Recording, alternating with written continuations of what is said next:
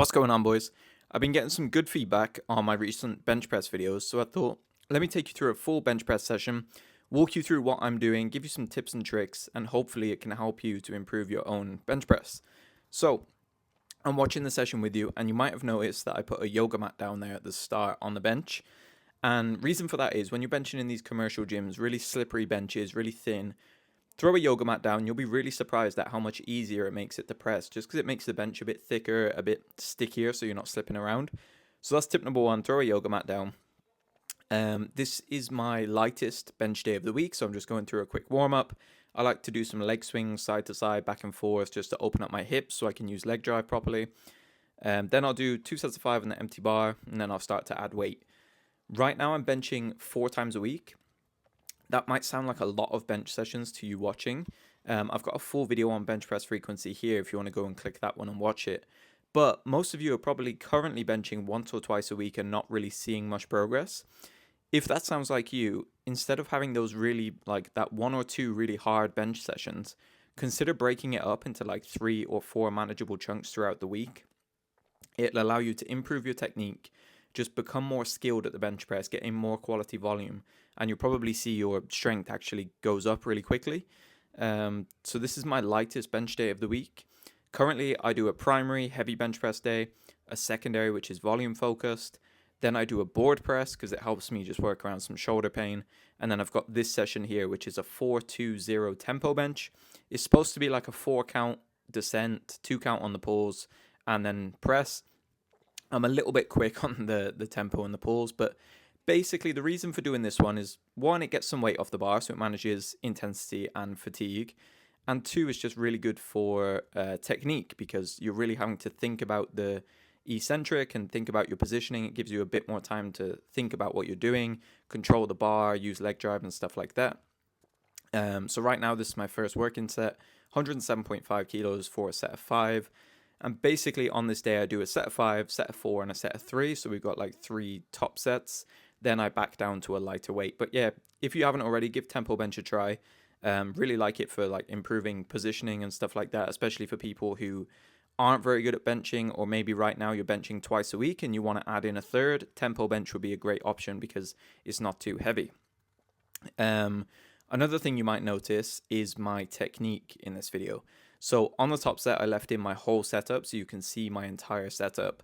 But basically, if you notice, I'm trying to get my feet as wide and as far back as possible because I'm quite tall, 6 foot.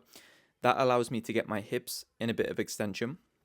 It allows me to get more of an arch so the range of motion is reduced and give me a really stable base to press from. So on this top set, you're going to see my entire setup from start to finish. So I lie down on the bench. I pull myself back off the head of the bench. Then I'm trying to get my feet quite wide here already, if you can tell.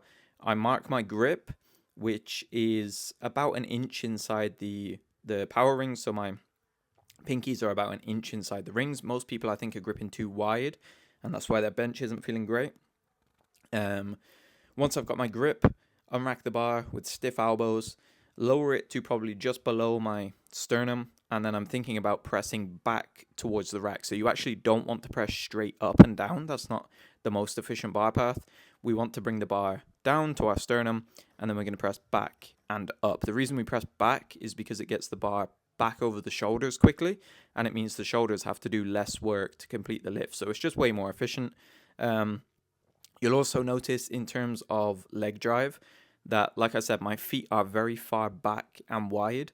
So when I set up, I'm really thinking about like screwing my feet into the floor as wide as I possibly can, as far back underneath me as I possibly can, whilst keeping the heels down. And that really allows me to have a nice wide, stable base to press from. I can use a lot of leg drive, keep my butt down on the bench. Because the feet are so wide, you physically can't bring the hips up off the bench. You can really see it here in this clip. Even like the outside of my feet are actually coming off the floor because my feet are so wide. And that's really helped me, like as a taller guy benching, to actually use my legs. Because a lot of you are asking me like, I don't know what leg drive is. I don't know how to use leg drive. I recommend that you get your feet as wide and far back as you can, so your legs are so tight that you have no choice but to use leg drive, if that makes sense. Next, moving on to this chest press machine. So basically the strength part of the workout, I do a heavy top set for skill practice, and then I'm backing down to a much lighter weight where I've got a lot of reps left in the tank, just so that I can get a lot of quality volume in. I can bench often, and that's how you're able to bench like 3 or 4 times a week, by actually managing the intensity and not pushing to failure every single session. So keep that in mind. You don't need to be going to failure all the time. Treat your strength work like a skill. Heavy top set, lighter back offs in the like 70 to 80% range, maybe even lower for some of you. Then the bodybuilding, you can push super hard. So you may have noticed I'm on this chest press right now, and I just put a clip behind the actual machine. A lot of bodybuilders do that. The reason is basically just so your shoulders don't get pinched all the way back here when you're having to unrack the weight.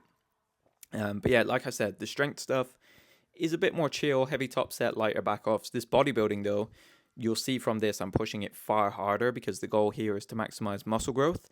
And that's what's really going to impact your bench strength in the long run. It's just getting as big as possible.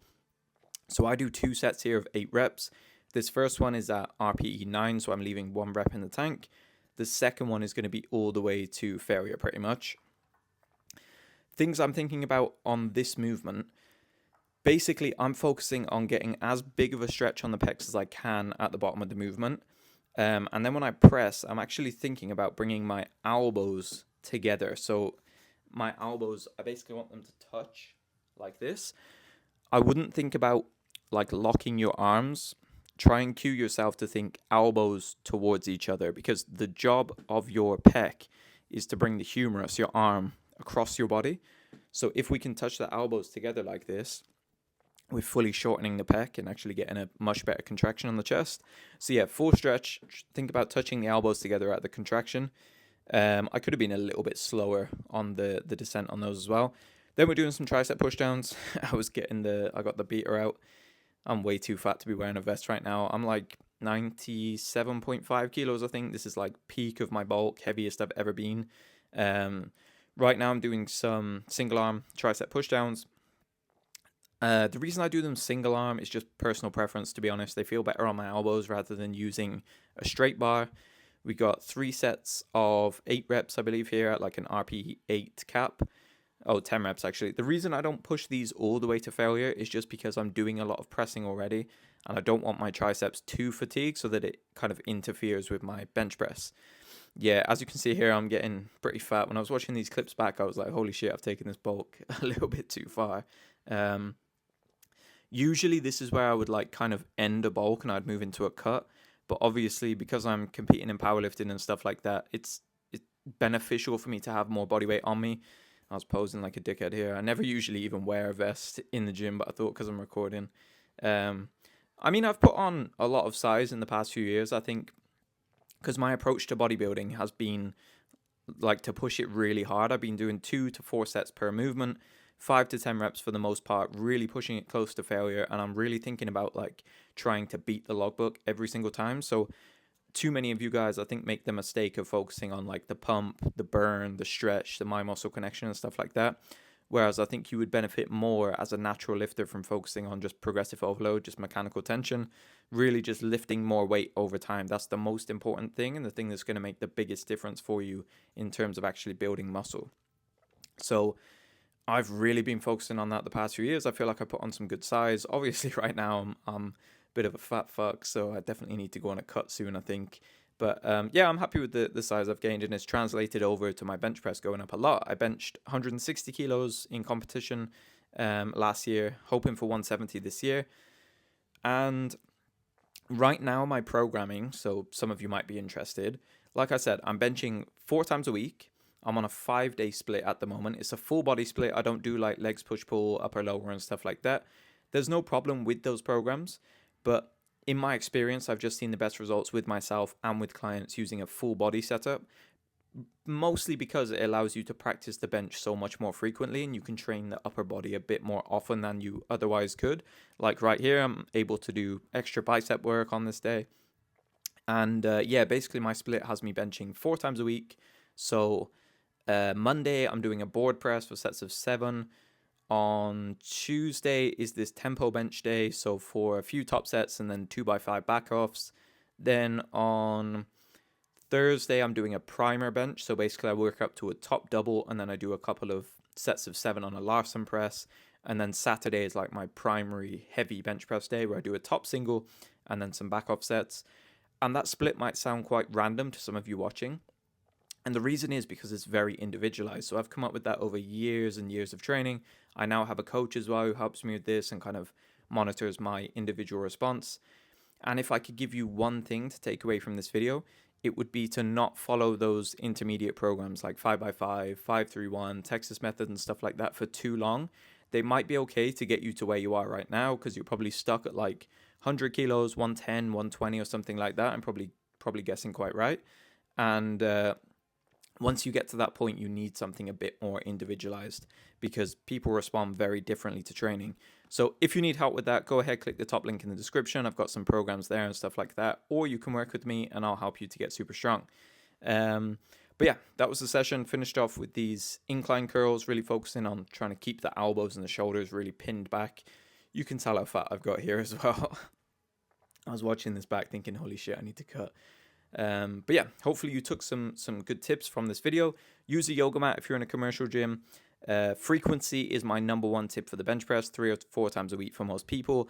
Find a technique that suits you. Push your bodybuilding super hard and obsess about beating the logbook every session, and then get on an individualized program as soon as you possibly can. If I would have done those things like 5 years ago, honestly, I think I could have got to a 3-plate bench in half of the time it took me, and I wouldn't have wasted a bunch of time on shitty training programs, focusing on the wrong things, and just being frustrated. So I really hope these tips help you out. If you need some more advice, more help, then I've got a ton of different bench press videos. I'll put one of them on screen. This one is one that I posted recently, which is everything that I learned on the way to 160 kilo bench press.